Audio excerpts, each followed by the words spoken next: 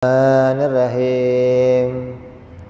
Nawaitu ta'alluma wa ta'lima wa tadhakura wa tadhkira wa naf'a wal intifa'a wal ifadata wal istifadata wal hitha ala tamasuki bi kitabillahi wa sunnati rasulillah sallallahu alaihi wasallam wa du'a ilal huda wa dilalata alal khairi ibtigha'a mardatihi wa qurbihi wa thawabihi wa husnil khatimah ma'al lutfi wal afiyah wa salahil akibah. Bismillahirrahmanirrahim. Alhamdulillahirabbil alamin. Bihi nasta'inu ala umuri dunya waddin. Salatu wassalamu ala rasulillah Sayyidina wa habibina wa syafi'ina wa maulana Muhammadin sallallahu alaihi wa ala alihi wa sahbihi ajma'in. Amma ba'du. Qala musanniful kitab Hadratus Syekh Ahmad ibnu Atha'illah rahimahullah wa ghafara lahu wa liwalidayhi wa nafa'ana bihi fid darain. Allahumma aftah qulubana futuhal arifin wa bi'idmatika wansur alaina birahmatika ya arhamar rahimin. Ilan qal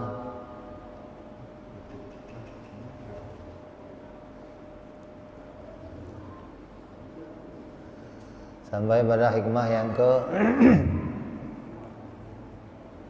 52. Man lam yakbil alallahi bimulatafatil ihsani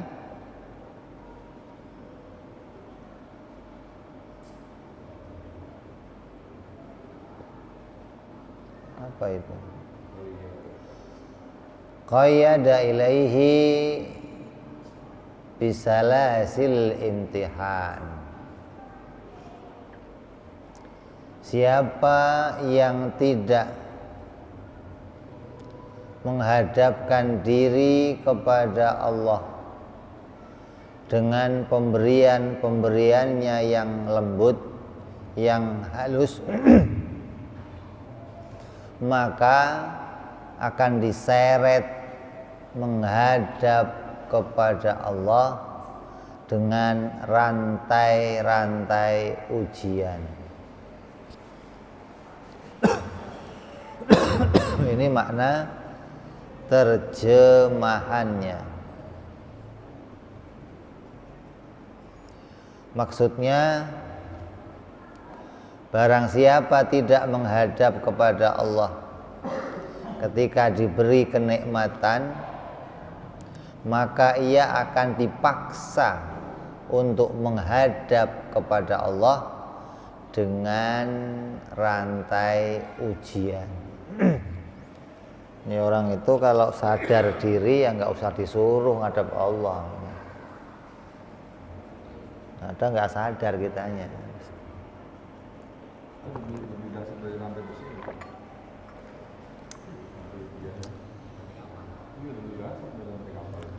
Kalau kamu kadang teriak-teriaknya sampai begitu, bagaimana?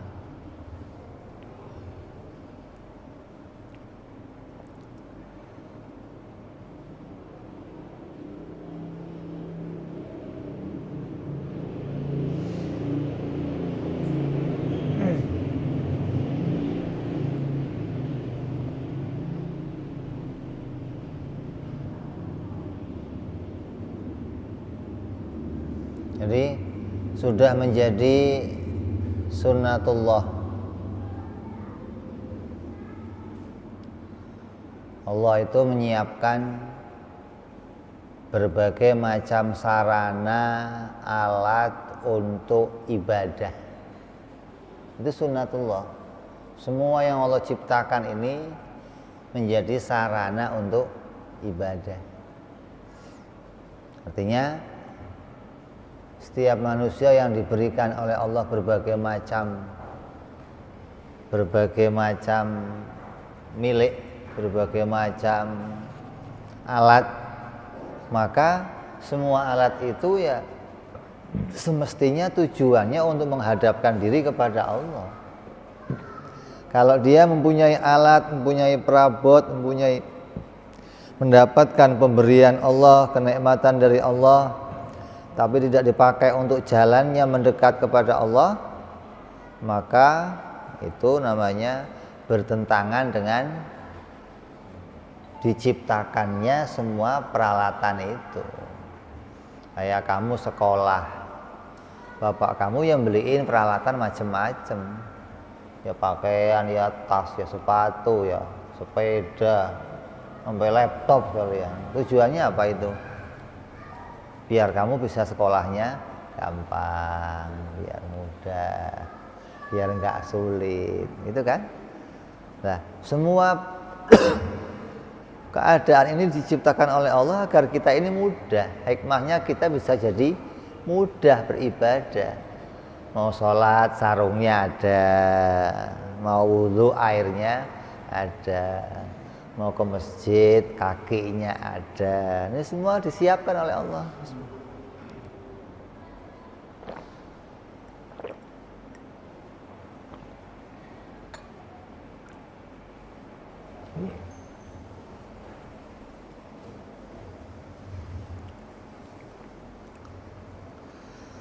Maka setiap nikmat yang diberikan oleh Allah itu setiap nikmat yang diberikan oleh Allah kepada kita itu nikmat itu berbicara kepada kita. Yang kalau kita itu punya mata hati yang jeli, maka kita akan bisa mendengar omongannya semua nikmat yang diberikan oleh Allah. Apa omongannya? Hei orang yang telah diberi nikmat oleh Allah, gunakanlah aku untuk ibadah dan mendekatkan diri kepada Allah. Itu semua nikmatnya ngomong.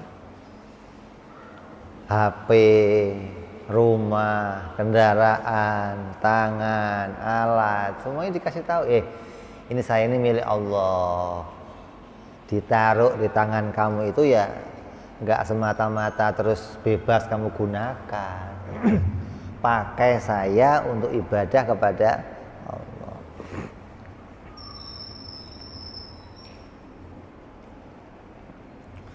Tapi terkadang mata hati kita ini tertutup oleh hawa nafsu hingga kita tidak bisa mendengarkan perkataan-perkataan itu. Kita anggap barang-barang itu nggak pernah berkata apa-apa kepada kita. Ini karena mata hati kita nggak jeli maksudnya. Mata hati kita ini tertutup oleh sesuatu. Terus apalagi sampai menganggap bahwa kenikmatan itu nggak datang dari Allah. Wah, ini lebih parah lagi. Kenikmatan itu diakui datang dari Allah, tapi kadang kita lupa. Kita menggunakan alat-alat itu untuk malah tidak beribadah kepada Allah, itu saja diancam. Masih ngakui ini datang dari Allah, tapi kadang lupa gitu. Kita pakai untuk jalannya menjauh kepada Allah, itu diancam. Apalagi kamu nggak ngakui kalau itu datang dari apalagi menganggap alat-alat itu datang dari diri kamu sendiri gitu. Waduh, parah. Walaupun kamu pakai untuk sarana ibadah, jadi ancaman buat kamu. Seakan-akan alat-alat itu tidak disiapkan oleh Allah, tapi kamu sendiri yang nyari alat itu, kamu pakai untuk ibadah kepada Allah. Itu tersinggung gimana? Enak aja loh.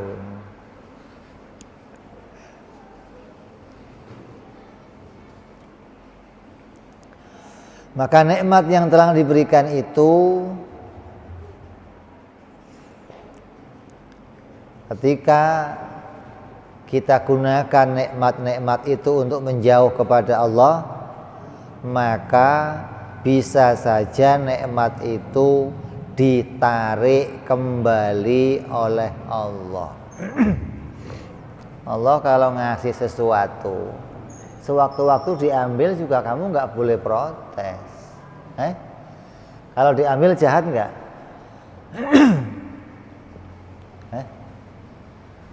Allah ngasih sesuatu, terus diambil lagi, jahat nggak? Jahat nggak?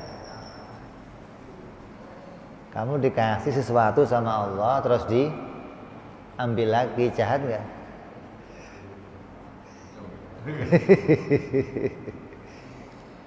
Walaupun kamu baru 1 menit pegang barang itu, gitu loh. Kok diambil kembali? Allah sudah baik. Untung 1 menit saya pinjemin kamu.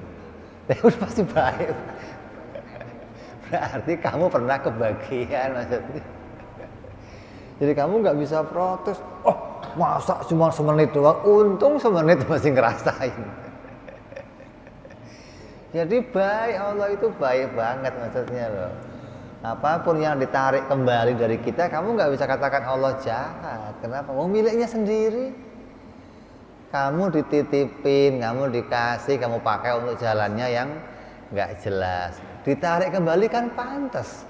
Kamu lihat anak kamu main HP, lihatnya nggak jelas-jelas, kamu ambil boleh nggak? Ya kan begitu pantasnya. Kamu lihat anak kamu kasih motor, pakai jumping jump, wah ambil kuncinya, selesai. Bapak jahat, nggak apa-apa, lu mau jahat-jahat.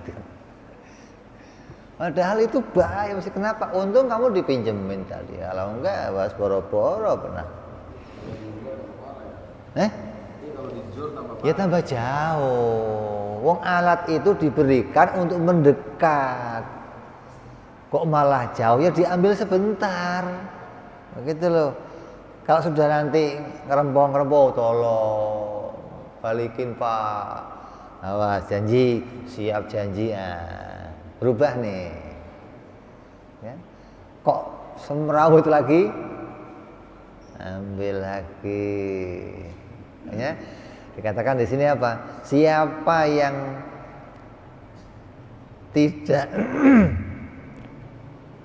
tidak mendekat kepada Allah dengan kesadarannya sendiri, maka akan dipaksa mendekat kepada Allah. Karena Allah itu memerintahkan hambanya untuk ibadah, gitu loh. Kok ada hambanya yang nggak mau ibadah, menjauh dari Allah, maka akan Allah ambil sarana-sarana itu agar hambanya mau ibadah kepada Allah. Kalau kamu sudah semua barang-barang yang diberikan oleh Allah kepada kamu kok diambil satu persatu, ya biasanya juga nyerah. Ya. Biasanya juga nyerah maksudnya. Kamu punya rumah diambil, punya kerjaan diambil, punya anak bini diambil. Gak usah semua, satu aja lah begitu, udah miring-miringnya baru jalannya. Tolong ya Allah ya. Balikin ya Allah, saya janji ya Allah. Nah, itu begitu maksudnya.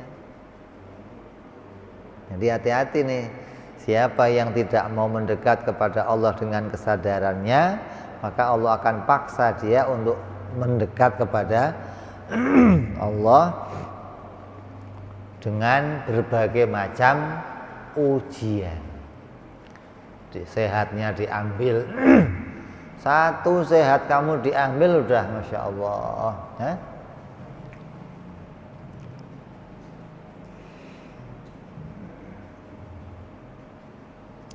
Maka kenikmatan yang telah diberikan itu akan ditarik oleh Allah, yang hikmahnya si hamba bisa sadar bahwa semua itu hanyalah titipan dan sewaktu-waktu dia akan diambil. Dan ketika diambil, maka si hamba akan merasa lemah dan tidak bisa berbuat apa-apa. Lalu dia sadar dan kembali tujuan hidupnya untuk mengabdikan diri kepada Allah. Nah, berarti dipaksa mendekat dia. Gambarannya begini, kalau ada anak, orang tua itu kalau punya anak seneng nggak? Seneng.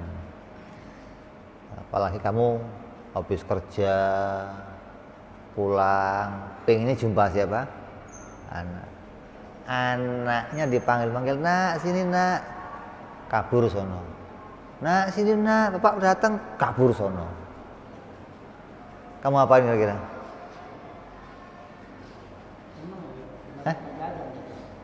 Oh pelit berarti.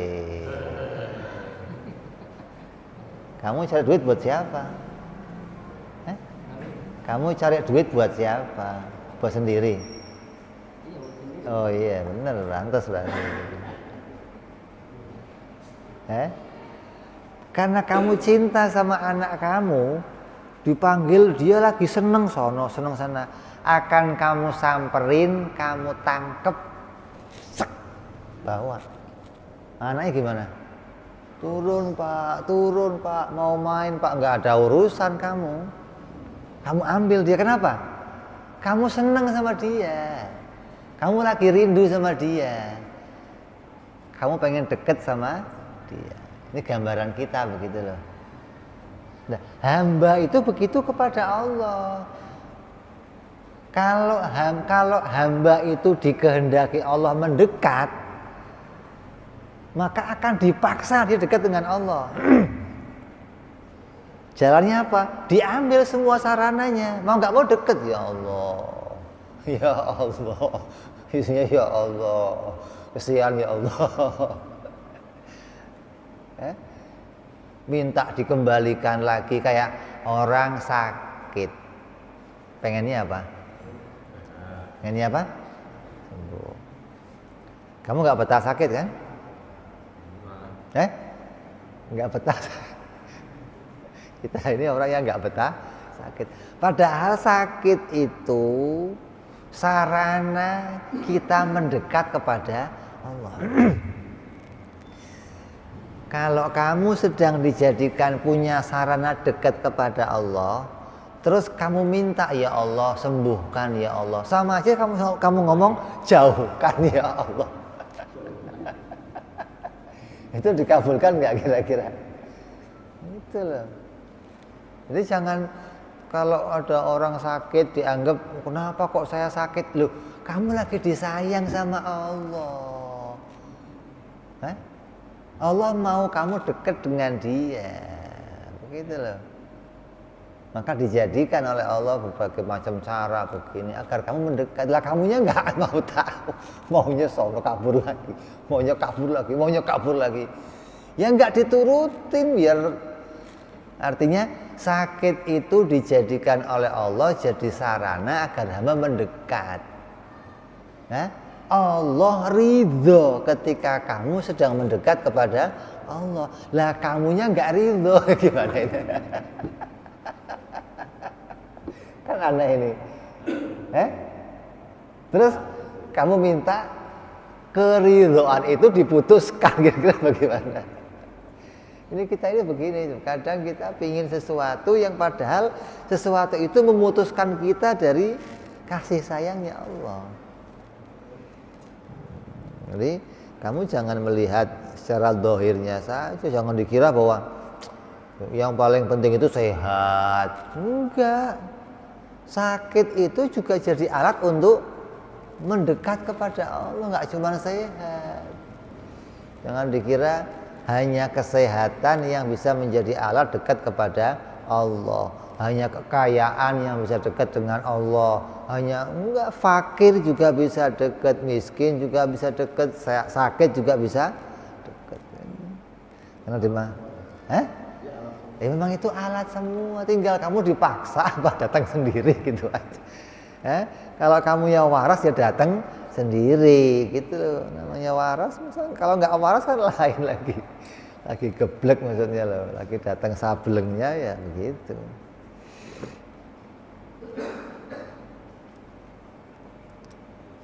Hamba yang beruntung dalam kepatuhan kepada Allah ada dua golongan.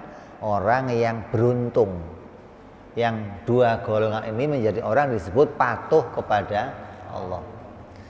Yang pertama, kelompok yang pertama yaitu hamba yang diberikan oleh Allah kenikmatan seperti kesehatan, kekayaan, kemuliaan. Nikmat semua nggak itu? Dijauhkan dari bencana, dijauhkan dari corona, dijauhkan dari segala macam fitnah, dipenuhi dirinya dengan ketenangan, keamanan. Ini sudah nikmat semua itu. Lalu semua kenikmatan yang dia peroleh itu digunakannya untuk beribadah dan bersyukur kepada Allah. Terus dia rindu, semua alat yang diberikan Allah itu membuat dia rindu, pengen tahu yang ngasih siapa. Nah ini yang istimewa ini. Udah dikasih perabotan banyak, sarana banyak, dipakai ibadah, betul-betul dimanfaatkan baik, terus tambah dia rindu sama yang ngasih. Pengen tambah kenal yang ngasih siapa ini. Ini hamba yang super. Atau kata Teguh apa? Super. Ini luar biasa. Betul-betul super kayak gitu. Ini susah nyari hamba begitu, susah maksudnya. Yang banyak kayak Korun itu banyak, kayak Fir'aun itu banyak. Sehat dikasih, kaya dikasih, kenikmatan dikasih, tapi jauh. Ini udah dikasih semua, tambah mendekat kepada Allah, tambah pingin kenal Allah, kok baik banget. Dari sekian banyak makhluknya kok saya yang dipilih untuk dapat ini semua, ya Allah baik banget, tambah mendekat kepada Allah. Ini hamba istimewa. Siapa ini? Siapa ini? Jangan dikira yang kaya-kaya begini, ya itu banyak wali-wali Allah yang sampai pada makom ini banyak. Nabi Hasan Asyadzili diberi oleh Allah kekayaan yang melimpah, tapi jadi walinya Allah juga. Malah mendekat kepada Allah, malah cinta kepada Allah. Hartanya malah nggak diperhatiin, merhatiin ini yang ngasih aja. Kalau kita kan kayak penting udah dikasih, udah makasih ya, ini penting ini.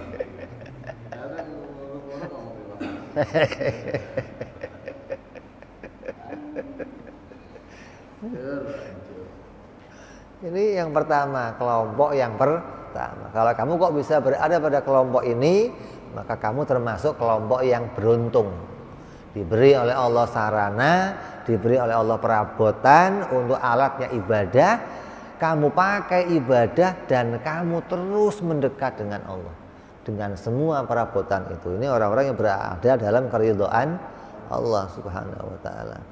Kelompok yang kedua ada lagi orang-orang yang diberikan oleh Allah banyak kenikmatan, melimpah ruah, tapi dipakai maksiat, jauh kepada Allah, meninggalkan keridhaannya Allah, keluar dari relnya Allah. Terus diambillah semua sarana-sarana itu, dicabut kembali oleh Allah semua kenikmatan itu, diganti oleh Allah bala, ujian, diturunkan oleh Allah musibah.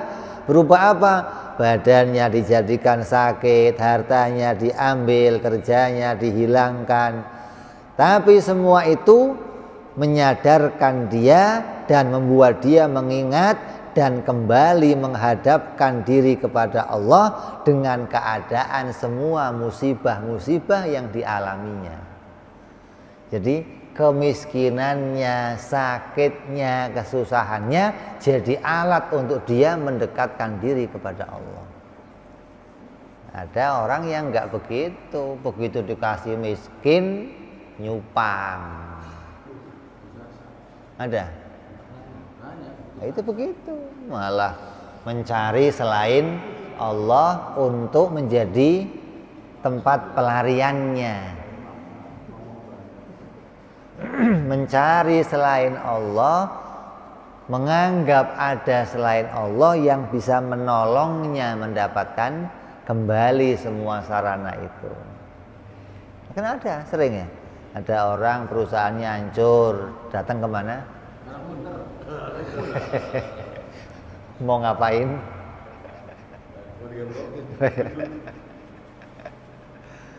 Ini nggak ngerti, ini apa hikmahnya, nggak ngerti. Badan dibikin sakit, nuduhnya apa? Nuduhnya apa? Ada yang bikin.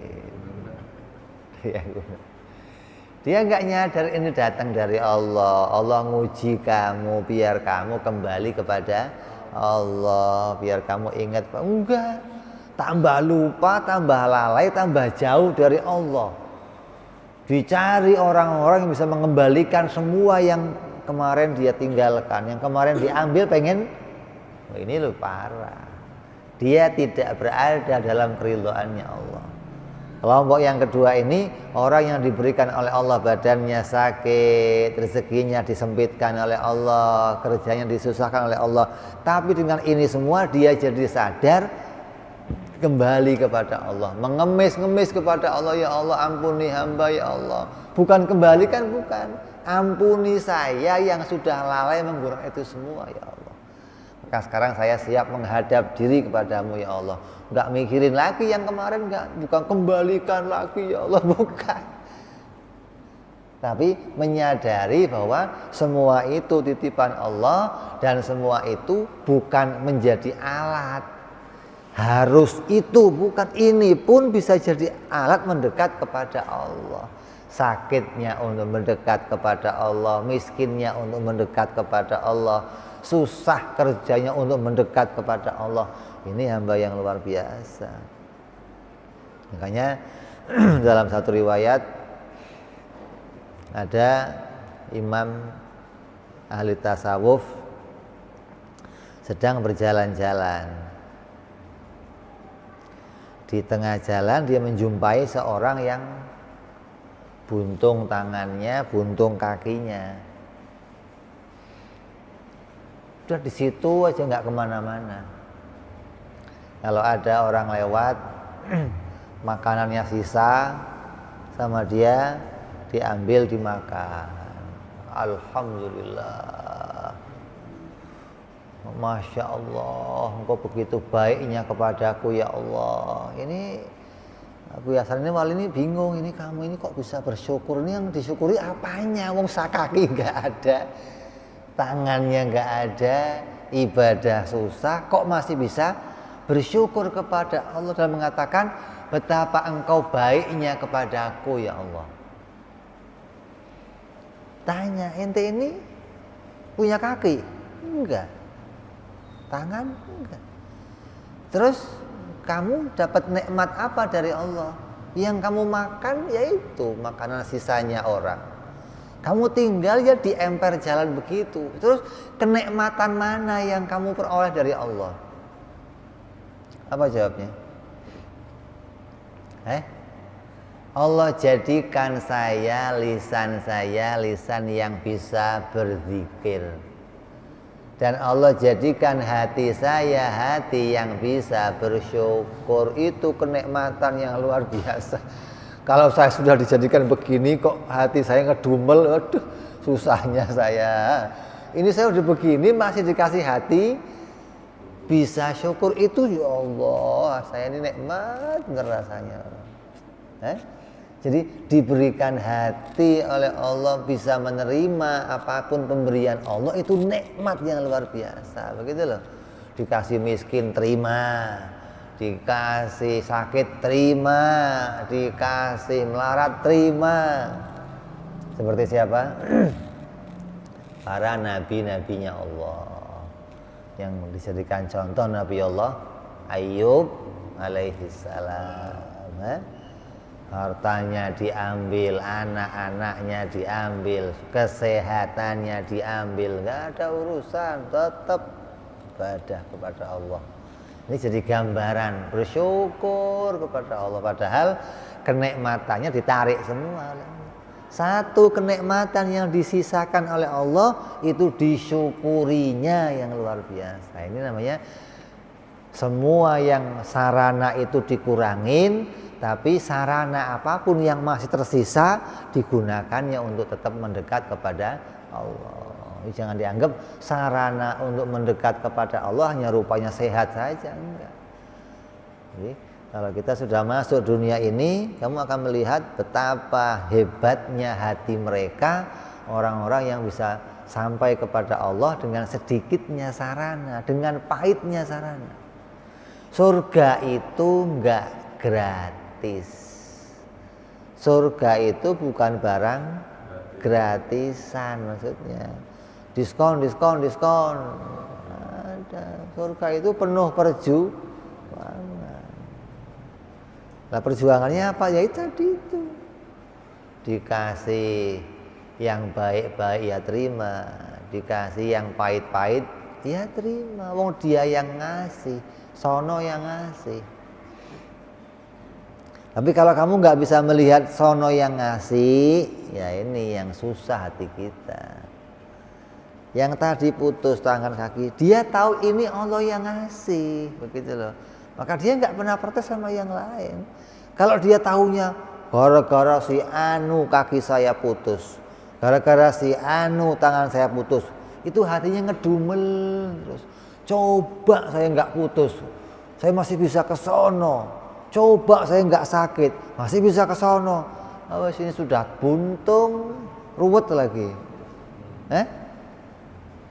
Tapi ini sudah dikasih oleh Allah buntung, tapi diberikan oleh Allah pengetahuan itu diberi oleh Allah. Oh, ini kenikmatan.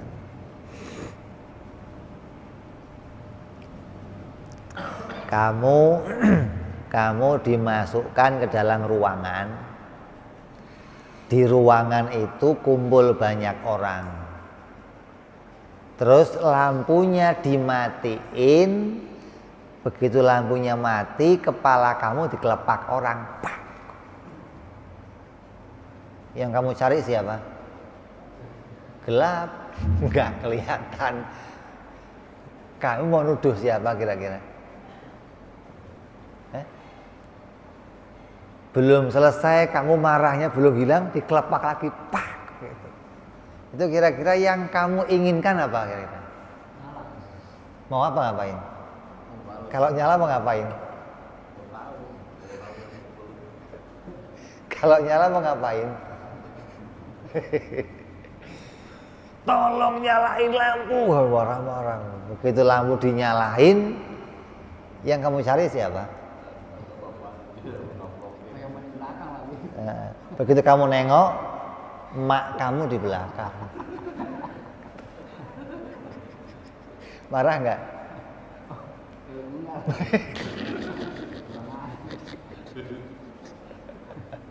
Marah nggak? Enggak. Nah, itu begitu. Begitu kamu dikasih tahu ini Allah yang bikin, masa kamu mau marah sama Allah? Kamu dikasih sadar sakit kamu saya yang ambil. Kaya kamu saya yang ambil. Kamu mau marah sama siapa? Kenapa diambil gitu? Lo punya gua sendiri. Kok ente protes? Ini kesadaran yang Allah jadikan di hati kita, sadar kalau itu diambil sama Allah, ini luar biasa, kenikmatan yang luar biasa, gitu loh. Kalau sampai kamu nggak dikasih ini sama Allah, diambil kenikmatannya, tapi nggak dikasih pengetahuan, Allahu Akbar, itu siksaan yang luar biasa. Jadi diambil satu kenikmatannya, nikmatan dohir, diganti kenikmatan batin. Nah, itu yang istimewa. Apa kenikmatan batinnya? Nyadari kalau ini datang dari Allah. Itu kenikmatan batin yang luar biasa. Yang itu tidak bisa dimiliki oleh sembarangan orang, gitu loh. Jadi ada dua kelompok orang yang ketika diberi sesuatu dia mendekat kepada Allah, yang ketika diambil sesuatunya tetap dia mendekat kepada Allah. Kenapa? Dia diberikan pengetahuan kalau sesuatu itu Allah yang ngambilnya. Kayak kamu dikemplang sama emak kamu, ya mak, nurut doang. Tadinya gondok, begitu emaknya yang sudah, saya terima mak. Enggak protes, enggak, karena tahu siapa yang gitu loh. Orang kalau sudah punya keadaan ini dua kelompok yang beruntung di dunia ini. Yang diberi sarana oleh Allah dia bisa ibadah, yang diambil sarananya pun dia bisa ibadah kepada Allah. Kalau ibadah pakai sarana mah gampang, ya banyak ya. Nah kalau pas diambil sarananya, ya harus bisa. Kalau pengen nggak diambil bagaimana? Ya jangan pakai maksiat, nanti nggak diambil ya. Kalau sudah dipakai untuk jalan yang keluar dari jalan keridhaannya Allah, ya diambil. Mengapa? Allah perintahnya kamu mendekat kepada Allah. Lah gara-gara itu kamu nggak dekat, ya diambil biar kamu dekat lagi kepada Allah. Itu kan begitu pantasnya kan? Allah perintah, hamba dekat sama saya. Ini perintahnya Allah begitu. Kamunya keluar sono. Apa ini? Sepedanya diambil, motor diambil. Ya Allah balik nih. Nurut, itulah hikmahnya.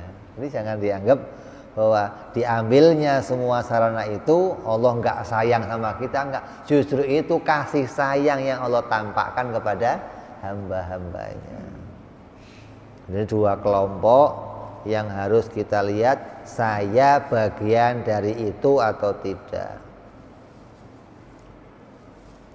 Barangkali saja dengan diambilnya semua itu membuat dia sadar dan tidak lagi sibuk mengurus dunia, maka dia akan terpaksa kembali kepada Allah, menghadapkan diri kepada Allah dan kembali hanya bergantung kepada Allah Subhanahu wa taala. Perbuatan yang diridhoi oleh Allah dari hambanya itu adalah apabila hambanya mau kembali kepada Allah walaupun dengan terpaksa gitu. Allah ridho. Kalau sudah kamu kok mau kembali, Allah ridho. Walaupun nanti caranya kamu kembali harus diambil ininya, harus diambil. Tapi tetap itu diridhoi oleh Allah. Kenapa? Ujungnya kamu mau kembali kepada Allah. Sesuai firman-Nya Allah Subhanahu wa taala dalam surat Ar-Ra'd dalam surat Ar-Ra'dun ayat 15 Allah berfirman walillahi yasjudu man fis samawati wal ardi tau'an wa karhan. Artinya hanya kepada Allah lah sujud dan patuh segala apa yang di langit dan di bumi, baik dengan kemauannya sendiri maupun terpaksa. Ini Allah yang berfirman, sini paksa, kembali kepada Allah dia. Jadi ada yang sujud kepada Allah itu karena kesadarannya diberi nikmat terus dia mencari pemberinya. Ada orang yang ketika diambil kenikmatan itu baru dia kembali kepada pemberinya. Ini yang dua-duanya ini orang beruntung yang menghadapkan diri kepada Allah Subhanahu wa taala. Jadi manusia itu kalau sudah lihat keterangan tadi, kata ulama manusia itu dibagi menjadi 3 kelompok. Sedunia ini manusia dibagi 3 kelompok. Kelompok pertama kelompok sayap kiri. Hati-hati ini. Ashabu shimal, hati-hati nih. Jangan sampai kamu jadi ashabu shimal. Siapa ashabu shimal? Orang-orang yang sudah tidak perlu dijelaskan lagi. Siapa mereka? Ya orang-orang yang keluar dari tujuannya mengabdi kepada Allah, yang seluruh hidupnya hanya tertuju pada dunia, menjauh dari Allah. Semua sarana yang Allah berikan tidak dipakai untuk mengingat Allah, tidak dipakai untuk menyembah Allah. Ini namanya ashabus shimal, sayap kiri, kelompok kiri. Nah, kalau kamu kok main bola jangan mau sayap kiri, kamu sayap kanan aja maunya. Saya enggak Pak, saya sayap kanan tetap.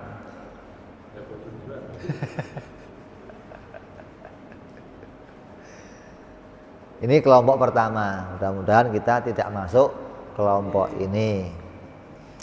Terus kelompok yang kedua ada namanya kelompok sayap kanan, yaitu orang-orang yang menghadapkan diri kepada Allah, dia beribadah kepada Allah, tapi cukup hanya segitu, berhenti di situ. Sholat berhenti di sholat, puasa berhenti di puasa, haji berhenti di haji. Aktivitasnya hanya itu, tidak mau meningkatkan lagi ibadahnya untuk naik mengenal Allah, tambah dekat kepada Allah, tambah. Ini baik, tapi ya segitu aja baiknya, begitu loh. Namanya ashabus kelompok sayap kanan, ashabul yamin. Zikirnya habis sholat yaitu nggak nambah-nambah lagi. Subhanallah, subhanallah, subhanallah, subhanallah. Sampai mati itu subhanallah, ganti-ganti sudah. Kenapa? Cukup sudah, ini sudah cukup saya. Mau nambah apa lagi katanya? Puasa cukup, Ramadan selesai. Umroh ya umroh. Bayar zakat ya bayar zakat. Tapi sudah cukup segitu. Maka ini termasuk orang baik, tapi belum menjadi yang tambah baik, hanya punya predikat baik, gitu kan. Artinya menggunakan alat-alat sarana yang Allah berikan untuk ibadah kepada Allah. Sudah cukup kan? Allah ngasih sarana, saya pakai, ibadah cukup. Jadi mereka cukup, saya sudah baik. Kenapa? Dikasih harta saya pakai ibadah, dikasih mobil saya pakai ibadah, dikasih rumah saya pakai ibadah, dikasih anak saya pakai ibadah. Tapi cukup segitu, tidak meningkat lagi ibadahnya kepada yang lainnya. Ini namanya ashabul yamin. Cukup dengan ibadah itu, tidak ingin meningkatkan ibadahnya lagi, hingga tidak punya cita-cita pingin punya keistimewaan dari Allah. Enggak ada di pikiran cita-cita pingin jadi orang yang diangkat derajatnya oleh Allah, yang kedudukannya dimuliakan oleh Allah. Enggak punya. Sebenarnya semuanya cukup segitu, dah berhenti di situlah. Kalau sudah berangkat kerja, dapat duit, pulang ngasih anak bini, bisa sholat ke masjid, sudah cukup. Makanya begini banyak nggak? Ya rata-rata begini makhluk mah. Sudah yang penting. Lah itu. Oh banyaknya gini. Serem lah. Ini juga banyak yang kanan ini. Artinya yang merasa cukup kayak sapi perah maksudnya. Asal pagi diperah, kasih makan, tidur, besok perah lagi. Laki-laki pagi kerja, pulang setoran bininya, kasih makan, pijitin, besok kerja lagi, makan pijitin. Udah begitu aja, nggak meningkat lagi derajatnya ke yang lain. Ini ashabul yamin, kelompok yang sudah baik, tapi kebaikannya tidak bisa meningkat lagi ke yang lainnya. Kenapa? Karena mereka berjalan hanya pada syariat saja. Mereka tidak mau melangkah menuju kepada thariqah dan hakikat. Mereka nggak mau belajar menggali lagi ilmu thariqah, tidak mau lagi menggali ilmu hakikat, hingga merasa cukup pada syariat. Ya begitu-begitu aja, nggak ada peningkatannya, nggak ada. Maksudnya tidak punya keinginan agar ibadahnya menjadi bertambah baik, tahu tata caranya ibadah, tahu tujuannya ibadah, tahu hakikatnya ibadah, itu nggak punya tujuan begitu loh.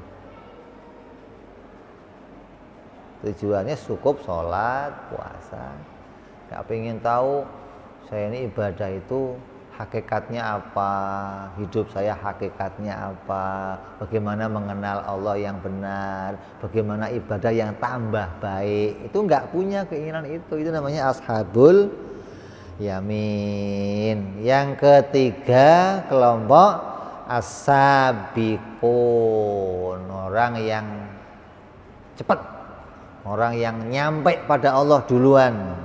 Ini melebihi ashabul yamin. Di atasnya ashabul yamin ini, yaitu orang-orang yang berjalan menghadapkan diri kepada Allah dengan ibadah, dan ibadahnya ingin ditingkatkan untuk lebih mengenal Allah.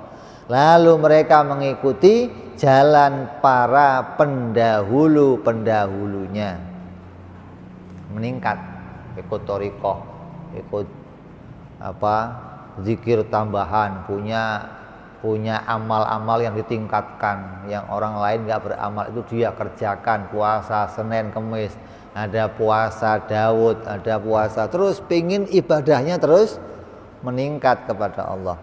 Lah, orang-orang yang termasuk as-sabiqun itu ada dua kelompok. Yang pertama yaitu kelompok yang menghadapkan diri kepada Allah karena dia melihat begitu banyak kenikmatan yang telah diterimanya, lalu dia rindu untuk berjumpa dengan pemberi nikmat-nikmat itu, lalu dia berjalan dengan keinginannya lebih mengenal sang pemberi nikmat. Maka Allah mencintai mereka hingga mereka diberikan oleh Allah keistimewaan dan makrifat dari Allah Subhanahu wa ta'ala. Ini yang mau kita cari. Ini yang mau kita tuju, pengen jadi as-sabiqun, orang yang ibadahnya nggak merasa cukup segitu saja, pingin dapat tambah kemuliaan, pengen tambah ibadah, sampai pengen bisa makrifat kepada Allah, pengen diberikan kemuliaan oleh Allah. Ini orang-orang yang mau melangkahkan ibadahnya lebih dari yang biasa, digali ilmunya, cari caranya, ketemu orang-orang yang mendekat kepada Allah. Bagaimana caranya? Dia lakukan berbagai macam aktivitas yang semuanya itu menjadi mujahadah. Dia melatih dirinya betul-betul untuk mendekat kepada Allah Subhanahu wa ta'ala. Enggak merasa cukup segitu doang, enggak. Kalau orang lain tidur dia bangun, orang lain bangun dia tidur, ya enggak, maksudnya udah balik itu mah. Orang lain tidur dia bangun, yang lain bangun dia apalagi, dia juga bangun. Jangan yang lain tidur dia bangun. Ini kelompok yang pertama, yaitu orang-orang yang diberikan kenikmatan oleh Allah dan dia melihat begitu banyak kenikmatan. Kamu jalan di satu jalan yang sepi jalannya, dilempar dari luar rokok, jatuh. Kalau kamu yang dilempar bagaimana? Ambil jalan. Nggak urusan dari mana yang lempar, nggak urusan, yang penting ambil jalan. Itu yamin itu. Pokoknya terima nikmat cukup. Kalau sabikun nggak mau, diambil cari siapa yang ngasih nih, cari mana. Pengen kenal, pengen tahu siapa yang ngasih ini gitu loh. Nggak cuma yang penting dapat, selesai. Itu gitu, ya itu yamin itu. Nah, kalau dapat terus caw maksiat itu shimal. Banyak begitu. Yamin banyak. Ini kelompok-kelompok yang harus kita jauhi maksudnya. Artinya jangan cuma di situ loh. Kita harus meningkat lebih dari itu. Terus kelompok yang kedua, yaitu kelompok yang menghadapkan diri kepada Allah. Lalu diberikan oleh Allah dia banyak ujian, yang diterima semua ujian-ujian itu, dan dia terus berjalan untuk mengenal kepada Allah dengan segala macam ujian-ujian yang berat yang ada pada dirinya, dia terus mendekatkan diri kepada Allah, dia mencintai Allah, Allah mencintai dia, hingga dia diberikan oleh Allah keistimewaan dan diberikan makrifat kepada Allah. Ini jadi dua macam kelompok as-sabiqun ini yang mau kita capai. Kamu harus pada salah satunya, diberi kenikmatan, terus mendekat pengen tahu yang ngasih nikmat, diberikan musibah, kita bisa terus bersyukur kepada Allah bahwa Allah menghalangi saya mendapatkan kenikmatan zahir, tapi Allah memberi saya kenikmatan batin. Apa itu? Diberikan saya pengetahuan bahwa ini semua datang dari Allah. Oh, itu mahal. Kalau kamu dikasih musibah tapi nggak dikasih kenikmatan batin oleh Allah, ini siksaan luar biasa. Musibahnya dapat, nggak ketemu Allah, ya Allah, luar biasa. Dua kali udah double bonyok lah itu mah udah.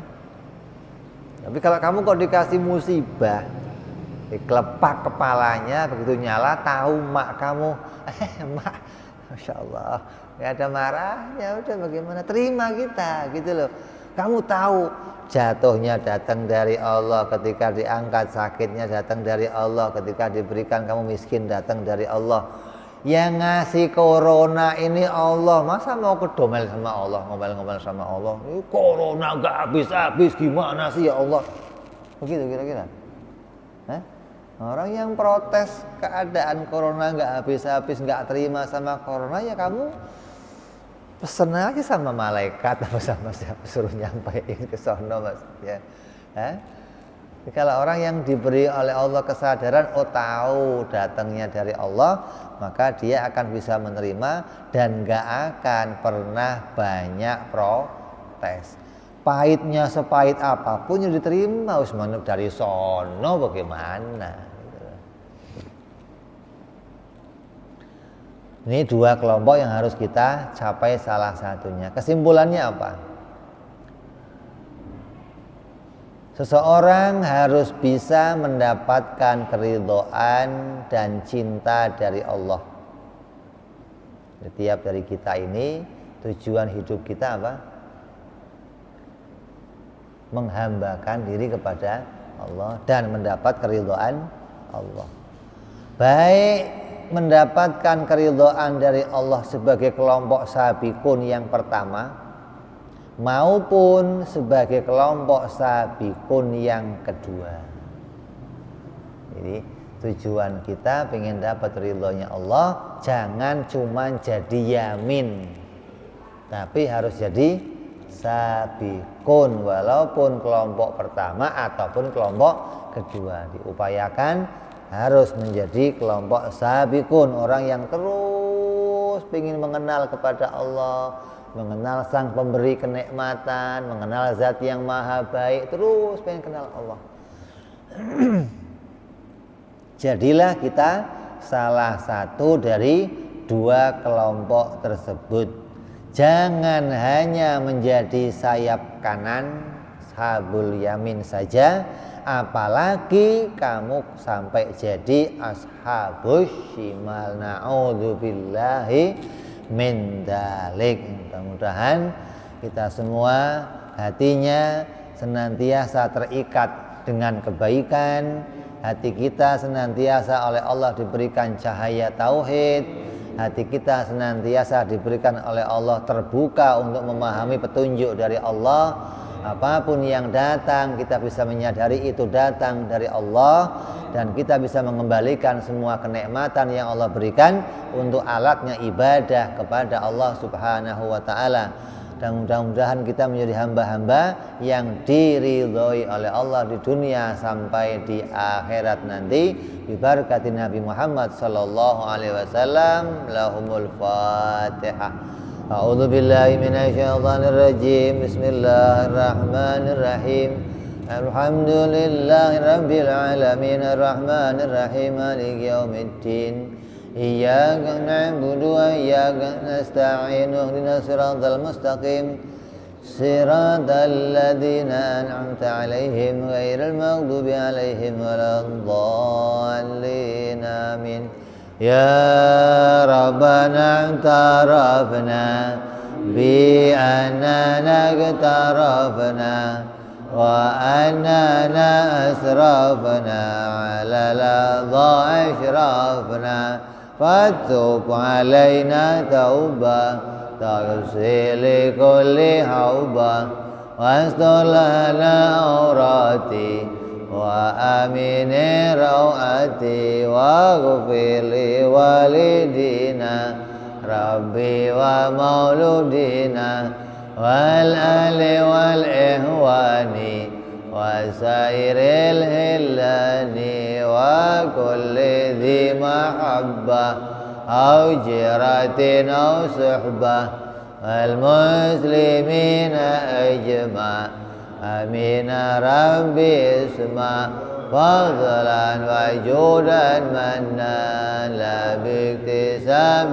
منا بالمصطفى رسولنا ضى بكل سولي صلى وسلم ربي عليه عند الحب وآله وصحبه عداد طعس صحبي والحمد للإله في البدء والتناهي سبحان ربك رب العزة عما يصفون سلام على المرسلين الحمد لله رب العالمين.